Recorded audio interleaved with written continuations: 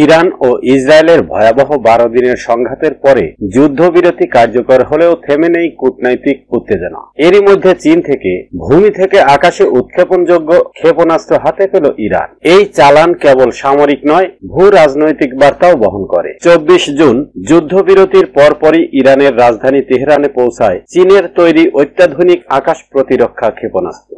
Middle east আইকে এক আরব গোয়েন্দা কর্মকর্তা জানিয়েছেন, ইরান চীনের কাছ থেকে এই অস্ত্র পেয়েছে তেলের বিনিময়ে। ইউএস এনার্জি ইনফরমেশন অ্যাডমিনিস্ট্রেশন তথ্য অনুযায়ী ইরানের 90% তেল রপ্তানি হয় চীনে। নিষেধাজ্ঞা সত্ত্বেও চীন দীর্ঘদিন ধরে গোপনে ইরানের তেল কিনে আসছে মালয়েশিয়া সহ নানা ট্রান্সশিপমেন্ট চ্যানেলের মাধ্যমে। এই অস্ত্র চালান ইরান চীন কৌশলগত সম্পর্কের গভীরতার প্রমাণ। যদিও পশ্চিমা দেশগুলো মনে করেছিল সংঘাতের সময় চীন ও রাশিয়া ইরান থেকে দূরত্ব বজায় রেখেছে।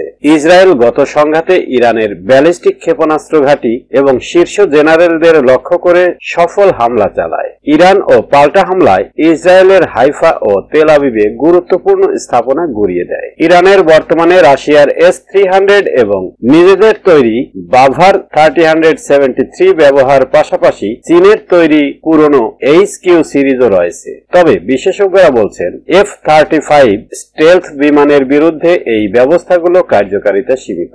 চীনের HQ-9 সিস্টেম পাকিস্তান ও মিশরের কাছেও বিক্রি হয়েছে। ধারণা করা হচ্ছে ইরানেও এখন একই ব্যবস্থা মোতায়েন হবে। এই অস্ত্র চালান শুধু একটি সামরিক চুক্তি নয়, এটি মধ্যপ্রাচ্যে চীন ইরান অক্ষের নতুন বার্তা এবং এটি স্পষ্ট চ্যালেঞ্জ পশ্চিমা আধিপত্যের বিরুদ্ধে।